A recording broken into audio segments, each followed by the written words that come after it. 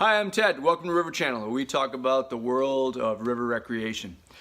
Today I want to talk about safety speeches when you're guiding whitewater rafts. A really important part of the day in a lot of different ways. If you're just getting started in guiding, maybe this will give you some ideas on how you can craft your own. And if you've been guiding for a while and done a bunch of safety speeches, maybe you can just pick up a bunch of new lines. Anyway, I hope this video is helpful. Hit like if it is, and invite you to subscribe. And let's get started.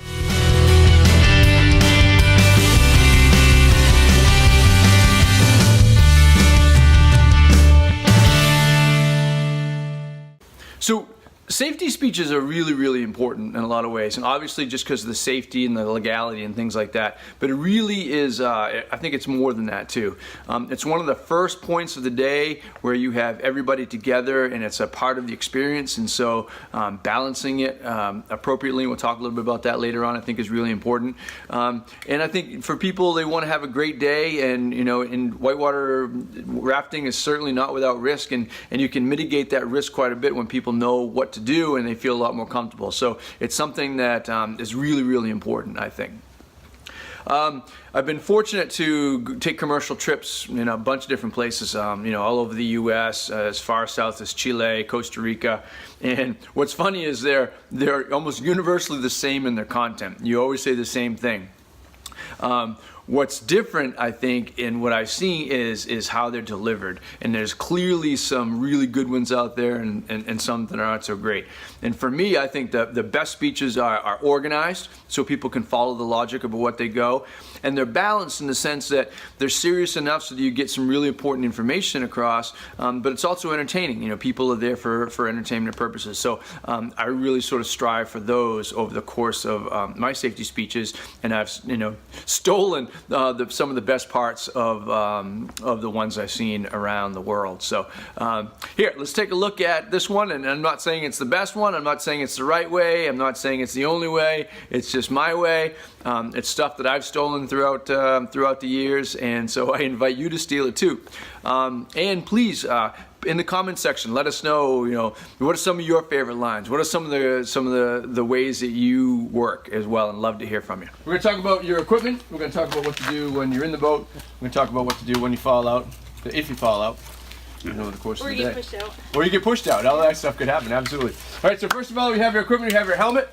Because whitewater is formed by water flowing over rocks, and contrary to what your teachers have told you or your parents, your heads are not as hard as rocks, and so we want to limit any impact testing and concussions, of course, of the day. Also, when you hit exterminator, the whole boat just goes wham! You bang heads with each other. Good to have that protection. So keep your helmets on.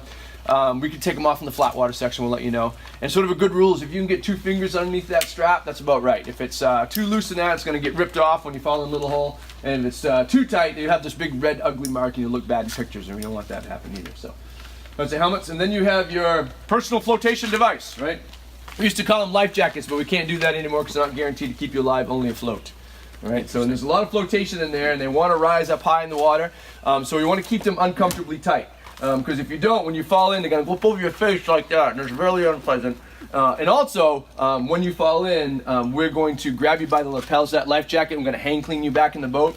And we'd prefer if you came with the life jacket rather than having ripped over your head.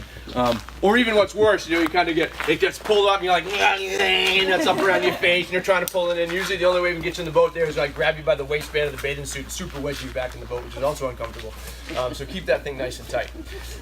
There were a bunch of wardens up here. They're all training in order to keep tabs on the whitewater industry, and it's a $50 fine if any of your buckles are unbuckled over the course of the rapids. And so the last thing you want is a pissed off guide in Class 5 whitewater. So keep those things buckled. Even the secret buckle right there, right?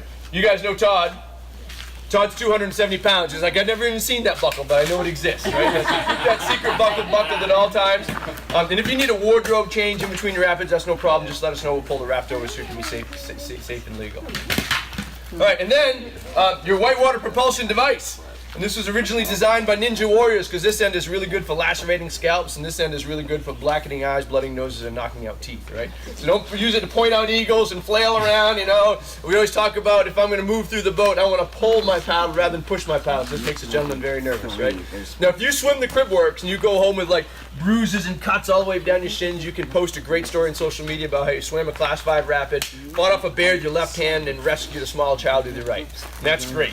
But if you have to go home, post a picture of your missing teeth because you hit yourself in the face with a paddle, that's just not so good, right? So keep those paddles right under control. All right. Are there any questions about any of your equipment? All right, cool. So this river, your participation is critical, right? We need to have you participate because we can't really move the boat very well, and you guys really don't have any idea where you're going. So, so you guys are any drummers or dancers? I used to drum. Perfect. All right, good. So when you come over here, you're going to be on the left-hand side of the boat there, drummer. I like people have to have in the front have to have rhythm. So you're in the left-hand side of the boat, and the guide will say something like both sides ahead, and you and I will look at each other at the corner of our eyes, and our paddles will strike the water at exactly the same instant. Right, and that's good. And if I'm behind Bree, I watch what her paddle does. When her paddle moves, I move. Right, we look like Vikings pillaging other companies down the river. Right, that'll be awesome. And we have back left, which means you go backwards and I go forward. Good. And back right, I go backwards, you go forward. All back. Good, and that's all good. Right, and that boat should surge ahead. That being important is together. You also might get a shift command. So, what's your name? Doug. Doug, be a rock. Right there. So he's a rock. No, we're going to stand right there beside Bree. And we might find ourselves sort of drifting into this rock like this, and all of a sudden we're stuck. And you're the current. And the current comes and pushes us. Look at the current. And the current pushes me down. Oh my God, I'm going down, I'm going down, I'm going, you go up, and the boat flips over. Right? Now, in some places that's not so bad, but other places that's horrible. We don't want to have that. So we may have in order to do that, we have a shift left command. And you and I are going to get really close. And I'm going to try to sit on the lap of the person opposite of us. And now the current pushes us and we slide off this rock. And everybody's happy. All right, that's good. All right, good. Nice job there. So all ahead, all back, back left, back right, shift, and you might get a hold on. Okay? And usually you take that paddle and you extend it away from your face as far as possible, and you grab the ropes right there, and if you've been working out, you get a little flex in your arm so you look good, right? And smile. Right? Because usually cameras around, we want to look good for that. So that's a pretty hold on. Okay? If there's any expletives or profanity before the commands, means you should do it faster. Something violent is about to happen. Right? And that could be it. So just keep an eye prepared for that. All right, nice job, Bree. Excellent work. All right, so you may be executing all of that with military precision, but suddenly you find yourself in a cool, dark place with a dull roaring in your ears. It means you've fallen in. Now, the good news is most people survive. It's not a big deal. But many times there are opportunities we'd like to get you back in the boat as quickly as possible. Right? So the first rule is if you fall in, we call it, number one, aggressive self-rescue. Everybody say that. Aggressive self-rescue. Good. Now say it like it means the difference between you swimming 200 yards of boulder-strewn terror or not. Aggressive self-rescue. Right, good, which means swim your butt back to the boat as fast as you can. Yeah. Right? It's crazy, and then grab it. It's a 200-pound life jacket. Yeah. At this point, someone in the boat will reach down and grab the lapels of the life jacket and just pull you back on top of them, right? Which is good, because you're going to have a little moment. Oh, you saved my life! And you laugh, but it happens all the time, right? That's good. Right, so get him back in the boat. Yeah, if you cannot... If you cannot, good, then you might get T-gripped, right? If you haven't been really annoying all day, someone will reach out and they'll extend that T-grip because you're swimming like crazy trying to get there and you can't quite get there, and they'll extend that T-grip, you'll grab it and we'll pull you back in the boat, and that will be good. If they've been annoying all day, give them this end, right? Because it's slippery and you can mock them, right? No, this end. All right, good. So if you cannot T-gripped, then you might get roped, right? We have the big bag of rope in the boat, and we'll look at you and we yell, rope! And then we'll throw you and we'll hit it right in the face, because we're that good, right? We coach quarterbacks for a long time. You should grab the rope, right? Don't grab the bag. There's 75 feet of rope in that bag, and you'll be in Bangor before we can pick you up, right? Grab the rope. Don't wrap it around your wrist. That's bad, right? Don't wrap it around your neck. That's like 50 Shades of Grey bad. Right? Don't do that. So grab the rope, and have you been water skiing? Yeah. Did you fall? Yeah. Did you forget to let go of the rope? Yeah. Yes, what happens? Yeah, you end up drinking the entire lake and puking in your friend's boat. All right, so don't do that. To avoid that, we're going to roll over on our backs like this. That rope will go over our shoulder, and we're really in like a fish, and that will be good. Okay? All right, if you cannot, if you can't get T-grip, if you can't get roped, but you're screwed.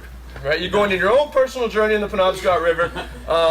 Like I said, the good news is most people survive. Right, so there's a couple things you have to. One, you just have to relax. Right, so you get in the whitewater position we talked about, nose and toes up, legs together, and you're floating around. Right, and that's kind of good. You're fending off the rocks. And now you have to have some boat awareness. Right, if the boat is in front of you, be like Dory, keep swimming. Right, because we can't come back to get you. Right, go to the boat. It doesn't matter what boat it is. Right, it could be Todd's boat, maybe my boat, maybe it's Three River, maybe it's Maddie from Three River. It doesn't matter. Get in the boat. Okay. If the boat is behind you, maybe you want to stop and wait for us, right? So find a calm section of river, flop over, swim over to shore, and when the water is below your knees, stand up on the shore and sing opera so they know where you are, right? Don't go walking through the woods where you get lost, right?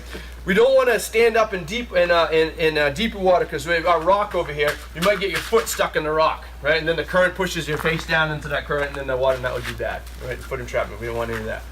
Okay? Also, what's your name? Lexi? Lexi, be a tree. You're falling into the river. Good. And so if I'm swimming into this tree, I could get stuck, right? And this would be bad. So if you see the tree, you want to flop or face upstream at an angle, swim away from the tree, and then continue going on, right? Avoid the strainers. They're bad. No, you're just playing the tree, Lexi. You're very good. Okay, good. All right, excellent. All right. So are there any questions about what to do? Also, you may be paddling along, and all of a sudden you're underneath the boat, right? And maybe the boat's upside right, maybe it's upside down. Being under there is not necessarily a great thing, but it's not terrible either. But let's not. And the Moravians are great boats, but they're terrible hats, right? So don't wear them. Or you realize, oh, there's a boat here. And some people are like, oh my God, I was under the boat, I almost died. And I looked at the video, you're under there for 4.6 seconds. Right? You'll be fine. So pick one direction and just pop yourself out from the boat and then grab a hold of it, right? Because it's right there and it's something that keeps you secure and will get you back in the boat. Okay.